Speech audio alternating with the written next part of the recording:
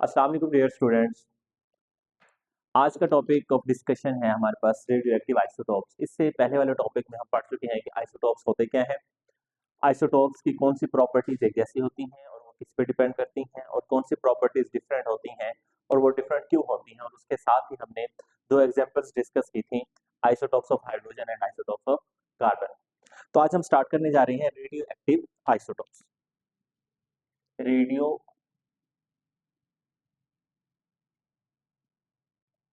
Radio active isotopes. तो बेटा radio active isotopes होते क्या है, इस चीज को समझने से पहले हमें देखना पड़ेगा कि आइसोटॉप्स क्या हो सकते हैं बेटा। तो हम लिख सकते हैं the isotopes of an element, the isotopes of an element, किसी भी एलिमेंट के आइसोटॉप्स हो सकते हैं बेटा क्या, स्टेबल भी हो सकते हैं और बेटा अनस्टेबल भी हो सकते हैं, stable and unstable. Isotopes of an element में बी स्टेबल और अनस्टेबल। तो बेटा वो कौन सा फैक्टर है जो आइसोटॉप्स की स्टेबिलिटी और अनस्टेबिलिटी को बेटा गवर्न करेगा। आइए जरा देखते हैं बेटा, विच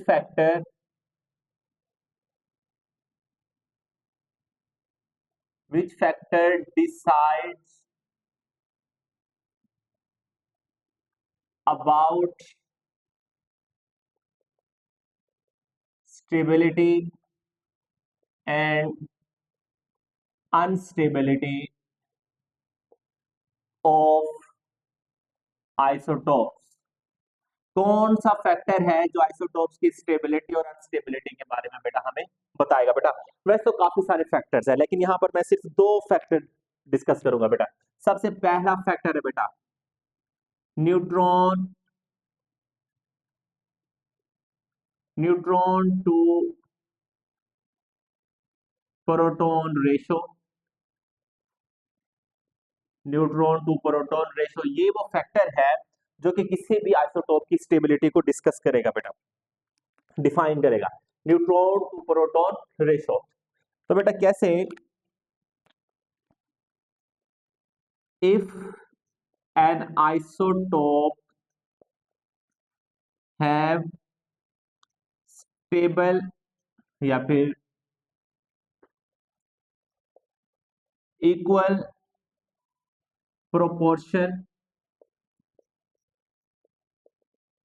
proportion of neutron and proton, then it would be stable. तो वो क्या होगा बेटा, स्टेबल होगा। अदरवाइज अगर ऐसा ना हो तो फिर क्या होगा बेटा, otherwise it would B unstable. Otherwise वो बेटा क्या होगा, अनस्टेबल होगा। फॉर एग्जाम्पल अगर उसमें न्यूट्रॉन और प्रोटॉन की रेशो अगर बराबर होगी, फॉर एग्जाम्पल अगर एक एलिमेंट है उसके एक आइसोटॉप में दो न्यूट्रॉन है और दो ही प्रोटॉन है, तो उसकी रेशो क्या बनेगी बेटा, और न्यूट्रॉन टू प्रोटॉन रेशो किसके इक्वल हो जाएगी बेटा, 1 के इक्वल हो जाएगी।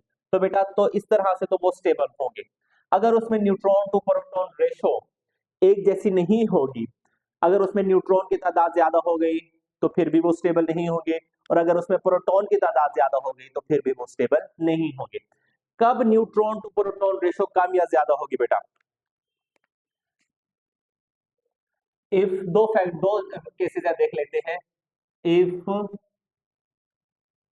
Neutron to proton ratio is high, अगर न्यूट्रॉन टू प्रोटॉन रेशो क्या होगी बेटा, हाई होगी, इट मींस दैट, इसका मतलब ये होगा, it means that more neutrons are present. इसका मतलब ये हुआ कि उसमें ज्यादा न्यूट्रॉन मौजूद होंगे, और अगर ज्यादा न्यूट्रॉन मौजूद होंगे so the isotope will become, तो आइसोटोप भी बेटा क्या होगा, अनस्टेबल होगा। क्या होगा बेटा, अनस्टेबल होगा। फॉर एग्जांपल अगर एक एटम है, उसके उसमें neutron neutron to proton ratio अगर हम देखें, उसमें न्यूट्रॉन फॉर एग्जांपल अगर हम देख लेंगे 32 है और उसमें प्रोटॉन 16 है, प्रोटॉन क्या है 16 है, तो आपके पास क्या बच जाएगा 16 1 जा 16, 16 2 जा 32, तो आपके पास क्या आंसर आ जाएगा बेटा 2। अब देखिए उसकी न्यूट्रॉन टू प्रोटॉन रेशो क्या है, बहुत ज्यादा है। न्यूट्रॉन टू प्रोटॉन रेशो क्या है, बहुत ज्यादा, तो वो आइसोटोप क्या होगा बेटा, अनस्टेबल होगा, अनस्टेबल होगा। दूसरा फैक्टर बेटा, if neutron to proton ratio is too low, अगर न्यूट्रॉन टू प्रोटॉन रेशो क्या है, बहुत कम है, बहुत कम है, तो उसका क्या मतलब है बेटा, it means more protons are present, ज्यादा प्रोटॉन होंगे, एंड द आइसोटोप, और जो आइसोटोप है विल बिकम, वो क्या हो जाएगा बेटा, अनस्टेबल हो जाएगा, वो अनस्टेबल हो जाएगा बेटा। कैसे आए जरा देखते हैं बेटा। हमारे पास न्यूट्रॉन टू प्रोटॉन रेशो, अगर उसके न्यूट्रॉन फॉर एग्जांपल हम कह लें कि 15 है और प्रोटॉन फॉर एग्जांपल 13 है, तो फिर क्या हो जाएगा भाई, 15 1 जा 15, 15 2 जा 30, तो 1/2 विच इज इक्वल टू 0.5। तो देखिए यहाँ पर न्यूट्रॉन टू प्रोटॉन रेशो क्या है, बहुत ही कम है, तो फिर भी बेटा वो क्या हो जाएगा, अनस्टेबल हो जाएगा। और अगर ये neutron to proton ratio same हो, मतलब जितने उसमें न्यूट्रॉन हो उतने ही उसमें प्रोटॉन हो, तो फिर हम कह सकते हैं कि वो आइसोटोप क्या होगा बेटा, स्टेबल होगा। ये तो था पहला फैक्टर, पहला फैक्टर कि न्यूट्रॉन टू प्रोटॉन रेशो ये डिसाइड करेगा कि कौन सा आइसोटोप स्टेबल होगा और कौन सा आइसोटोप स्टेबल नहीं होगा। चलिए जी दूसरे फैक्टर की तरफ जरा चलते हैं बेटा। दूसरा फैक्टर कौन सा है, दूसरा फैक्टर कौन सा है, दूसरा फैक्टर क्या है, the force of attraction, force of attraction between proton and neutron and force of repulsion between protons. ये दो फोर्सेस वहां पर ऑपरेट कर रही होती है बेटा, ये दो फोर्सेस वहां पर ऑपरेट कर रही होती हैं। जैसे कि मैंने आपको पहले भी बताया था कि फॉर एग्जांपल ये एक एटम है, उसमें ये प्रोटॉन है, ये प्रोटॉन, और इसमें न्यूट्रॉन्स भी मौजूद हैं, ये न्यूट्रॉन्स भी उसमें मौजूद है। तो बेटा इसमें मैं यहाँ पे लिख देता हूँ कि जो मैंने रेड में बनाया ये बेटा क्या है, न्यूट्रॉन है, और इसी तरह से मैं ये जो ब्लू में बनाया ये बेटा क्या है, प्रोटॉन है। तो प्रोटॉन और प्रोटॉन के दरमियान में, प्रोटॉन और प्रोटॉन के दरमियान में ये जो फोर्स है, ये क्या है, फोर्स ऑफ रिपल्शन है बेटा, फोर्स ऑफ रिपल्शन है। हमें पता है कि प्रोटॉन पे क्या चार्ज होता है बेटा, पॉजिटिव चार्ज। इस तरह से दूसरे प्रोटॉन पे भी क्या चार्ज, पॉजिटिव चार्ज। तो सिमिलर चार्जेस एक दूसरे को रिपेल करेंगे, तो दोनों प्रोटॉन्स के दरमियान में फोर्स ऑफ रिपल्शन। इसी तरह से एक हमारे पास प्रोटॉन है और एक हमारे पास है बेटा न्यूट्रॉन, तो इन दोनों के दरमियान में जो फोर्स है बेटा वो क्या होगी बेटा, फोर्स ऑफ अट्रैक्शन। इनके दरमियान में ये जो फोर्स है ये क्या होगी बेटा, फोर्स ऑफ अट्रैक्शन। तो एक ही वक्त में एटम के न्यूक्लियस के अंदर दो किस्म की फोर्सेस ऑपरेट कर रही होती हैं। कितनी किस्म की फोर्सेस ऑपरेट कर रही होती हैं, दो किस्म की। एक फोर्स ऑफ रिपल्शन की जो कि प्रोटॉन और प्रोटॉन के दरमियान में, और दूसरी फोर्स ऑफ रिपल्शन जो कि प्रोटॉन और न्यूट्रॉन के दरमियान में। तब होगा क्या बेटा, पहली बात, इफ क्या बेटा, if force of attraction between proton and neutron dominate अगर वो ज्यादा हो जाएगी, the force of attraction between proton and neutron dominates the isotope, तो फिर क्या होगा, आइसोटोप विल बिकम, तो विल बिकम क्या हो जाएगा बेटा, स्टेबल रहेगा। आइसोटोप क्या रहेगा, स्टेबल रहेगा। दूसरी बात क्या है बेटा, if if the force of repulsion, अगर force of repulsion, if the force of repulsion between protons, अगर प्रोटॉन्स के दरमियान में फोर्स ऑफ रिपल्शन डोमिनेट कर गई बेटा, वो अगर ज्यादा हो गई, तो फिर बेटा क्या होगा, देन द आइसोटोप, तो फिर बेटा आइसोटोप क्या हो जाएगा, will become unstable.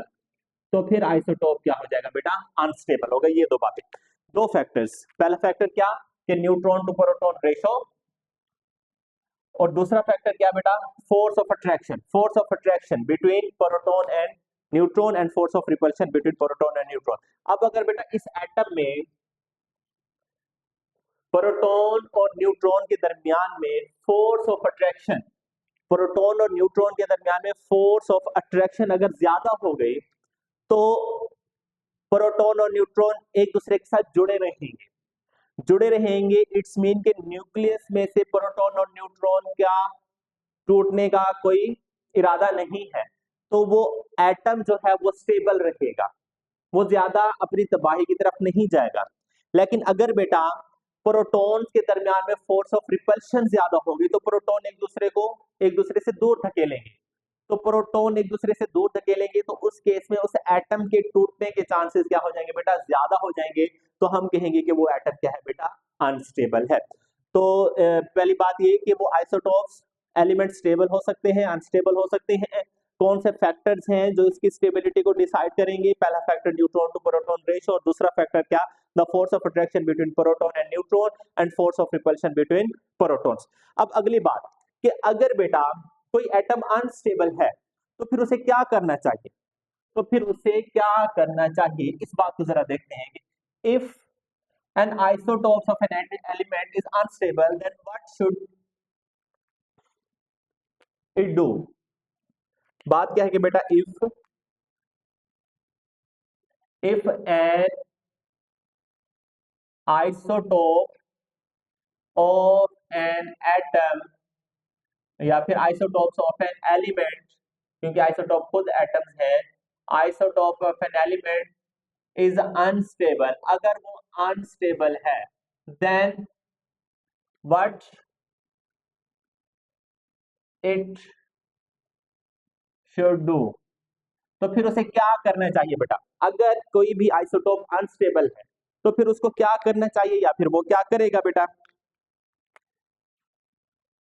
If an isotope if an isotope is unstable, अगर वो अनस्टेबल है, देन इट विल इमिट, वो निकाल देगा क्या, it will emit excess energy और पार्टिकल, वो फिर अपने अंदर से एक्सेस एनर्जी या फिर पार्टिकल्स निकाल देगा, किस फॉर्म में बेटा, in the form of radiation. तो फिर रेडिएशन की सूरत में, शुआओं की सूरत में, वो अपने अंदर से ज्यादा अमाउंट वाली जो एनर्जी है जिसकी वजह से वो अनस्टेबल है, उस एनर्जी को निकाल देगा, और या फिर पार्टिकल्स को निकाल देगा, किस फॉर्म में बेटा, रेडिएशन की फॉर्म में। तो फिर बेटा दिस प्रोसेस इज कॉल्ड, इस प्रोसेस को हम बोलते हैं बेटा रेडियो एक्टिविटी। इस प्रोसेस को हम क्या बोलते हैं, रेडियो एक्टिविटी। एंड एटम, और वो एटम कौन सा बेटा, दैट शो, जो कि जाहिर करता है बेटा, क्या जाहिर करता है बेटा, दैट शो रेडियो एक्टिविटी, जो रेडियो एक्टिविटी को जाहिर करे, इज कॉल्ड, उसको हम बोलते हैं बेटा क्या, रेडियो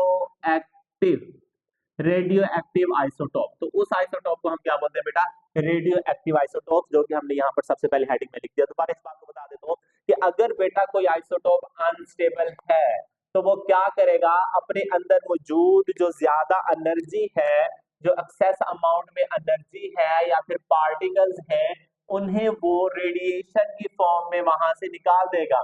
और अगर उसके निकालने का ये जो प्रोसेस है, इसी प्रोसेस को हम क्या बोलते हैं बेटा, रेडियो एक्टिविटी बोलते हैं। और जो एटम इस रेडियो एक्टिविटी के फिनोमिना को शो करेगा, उस एटम को या फिर उस आइसोटोप को हम क्या बोलेंगे बेटा, वो क्या है, रेडियो एक्टिव आइसोटोप है बेटा। वो क्या आइसोटोप है, रेडियो एक्टिव आइसोटोप है बेटा। अब अगली बात कि ये जो रेडिएशन यहाँ से निकलेंगी, ये जो रेडिएशन यहाँ से निकलेंगे ये क्या होंगी, क्या ये एक ही किस्म की रेडिएशन होंगी या फिर मुख्तलिफ किस्म की रेडिएशन होंगी, उस बात को देखते हैं बेटा। The radiations, the emitted radiations, the emitted radiations, वो जो निकलने वाली रेडिएशन है बेटा, the emitted radiations may be of different types, वो मुख्तलिफ किस्म की हो सकती है बेटा। वो रेडिएशन मुख्तलिफ किस्म की हो सकती हैं। कौन कौन सी किस्म की बेटा, दे मे बी अल्फा पार्टिकल्स, वो अल्फा पार्टिकल्स हो सकते हैं। दे मे बी बीटा पार्टिकल्स, वो बीटा पार्टिकल्स हो सकते हैं। और दे मे बी गैमा पार्टिकल्स, वो गैमा पार्टिकल्स भी बेटा हो सकते हैं। वो जो इमिटेड रेडिएशंस हैं वो मुख्तलिफ किस्म की हो सकती हैं। उनमें से कुछ रेडिएशन हो सकती है अल्फा पार्टिकल्स की हो, कुछ रेडिएशन बीटा पार्टिकल्स की फॉर्म में, और कुछ रेडिएशन वो गैमा पार्टिकल्स की फॉर्म में। अब अगली बात कि अगर कोई भी एटम अपने अंदर में से इन रेडिएशंस को निकालेगा तो फिर वो किस चीज में तब्दील हो जाएगा, क्या वो किसी और एटम में तब्दील हो जाएगा या फिर वो मुकम्मल तौर पर टूट जाएगा। अगर वो किसी और एटम में तब्दील होगा तो वो एटम क्या स्टेबल होगा, या फिर वो आइसोटोप स्टेबल होगा या फिर अनस्टेबल होगा। इस पॉइंट को जरा देखते हैं बेटा। After emitting radiation, after emitting radiation what will be the future of isotope, what will be the fate of isotopes, उसका फ्यूचर क्या होगा बेटा। इस चीज को देखते हैं। अब हमारे पास एक और नया सवाल आ गया बेटा। After after emitting radiation, after emitting radiation, after emitting radiation, radiation को इमिट करने के बाद व्हाट, क्या फिर, what will be the, what will be the future, what will be the future of radioactive isotope, what will be the future of radioactive isotopes, कि radiation को निकालने के बाद फिर उस रेडियोएक्टिव आइसोटोप्स का क्या फ्यूचर होगा बेटा, उसको जरा देखते हैं। क्या आफ्टर, यहां पर हम लिख लेते हैं आप इसके आंसर में, after emitting radiation, after emitting excess energy, after emitting excess energy, किस फॉर्म में बेटा, in the form of, in the form of radiation, in the form of radiation, the isotopes, the isotope, the isotope change into, वो तब्दील हो जाएगा बेटा into other element, एक और एलिमेंट में वो चेंज हो जाएगा, एक और एलिमेंट में क्या हो जाएगा बेटा, चेंज हो जाएगा। दिस एलिमेंट, दिस एलिमेंट, वो जो एलिमेंट है वो एलिमेंट हो सकता है बेटा मे बी स्टेबल, स्टेबल हो सकता है, और मे बी रेडियो एक्टिव, वो स्टेबल भी हो सकता है और बेटा रेडियो एक्टिव भी हो सकता है। क्वेश्चन हमारे पास क्या था कि आफ्टर इमिटिंग रेडिएशन, रेडिएशन निकालने के बाद what will be the future of radioactive isotopes, वो रेडियोएक्टिव आइसोटोप्स किस चीज में तब्दील हो जाएगा। तो हमने आंसर में लिख दिया after emitting excess energy in the form of radiation, the isotope change into the other element, वो किसी और एलिमेंट में तब्दील हो जाएगा। दिस एलिमेंट में बी स्टेबल, वो जो एलिमेंट नया बनेगा वो स्टेबल भी हो सकता है और बेटा वो रेडियोएक्टिव भी हो सकता है बेटा। आए एक एग्जांपल को डिस्कस करके हम इसको बेटा टॉपिक को ऐड करते हैं बेटा, एक एग्जांपल को डिस्कस करते हैं और फिर उसके बाद देखते हैं बेटा। फॉर एग्जांपल हमारे पास एक एलिमेंट है यूरेनियम बेटा, यूरेनियम जिसका सिंबल यू है, उसका एटॉमिक नंबर बेटा 2 है और उसका एटॉमिक मास 238, उसका हमने 238 आइसोटोप ले लिया। ये आइसोटोप अनस्टेबल है, ये आइसोटोप अनस्टेबल है बेटा। ये करेगा क्या, ये आइसोटोप कुछ रेडिएशन इमिट करेगा और रेडिएशन इमिट करने के बाद ये एक और एलिमेंट में तब्दील हो जाएगा और वो एलिमेंट कौन सा है बेटा, थोरियम। वो एलिमेंट क्या है, थोरियम। अब तब्दील कैसे होगा, वो जो नया पार्टिकल या फिर जो नई एनर्जी की फॉर्म में जो रिलीज होगी वो बेसिकली अल्फा पार्टिकल्स होंगे। वो क्या होंगे, अल्फा पार्टिकल। अल्फा पार्टिकल में अब ये यूरेनियम से थोरियम में चेंज होने में इसमें तब्दीली क्या आएगी बेटा, इसका एटॉमिक नंबर 2 टाइम नीचे गिर जाएगा और इसका एटॉमिक मास 4 टाइम नीचे गिर जाएगा। अगर इसका एटॉमिक नंबर 92 है तो थोरियम का एटॉमिक नंबर क्या हो जाएगा बेटा, 90 हो जाएगा। क्लियर। और एटॉमिक मास इसका 4 टाइम गिरने की क्या मतलब है कि अगर यहाँ पर यूरेनियम का एटॉमिक मास 238 है तो थोरियम का एटॉमिक मास कितना हो जाएगा बेटा, 234 हो जाएगा। क्लियर। और जो नया पार्टिकल निकला उस पार्टिकल की क्या प्रॉपर्टीज होंगी, हाँ जी, उस पार्टिकल का एटॉमिक नंबर 2 होगा और एटॉमिक मास क्या होगा, 4 होगा। और ऐसा पार्टिकल जिसके एटॉमिक नंबर 2 और एटॉमिक मास 4 उसको हम क्या बोलेंगे, अल्फा पार्टिकल। तो अल्फा पार्टिकल के फॉर्म में बेटा यहाँ से क्या हो जाएगा, ये रिलीज हो जाएगा। तो देखिए अनस्टेबल आइसोटोप उसने एनर्जी रिलीज की किस फॉर्म में, अल्फा पार्टिकल की फॉर्म में, और एक और आइसोटोप में, एक और एलिमेंट में बेटा तब्दील हो गया। अब अगली बात ये है कि क्या ये थोरियम यहाँ पर स्टेबल है या फिर स्टेबल नहीं है, इस बात को देखते हैं बेटा। ये थोरियम भी अनस्टेबल है, थोरियम 234 या थोरियम 90 ये भी बेटा क्या है, अनस्टेबल है। ये भी फर्दर बेटा चेंज हो जाएगा किस चीज में, आए जरा देखिए बेटा। थोरियम जिसका एटॉमिक नंबर 90 है और एटॉमिक मास 234 है बेटा, यहां से क्या होगा, एक पार्टिकल या फिर एनर्जी रिलीज होगी।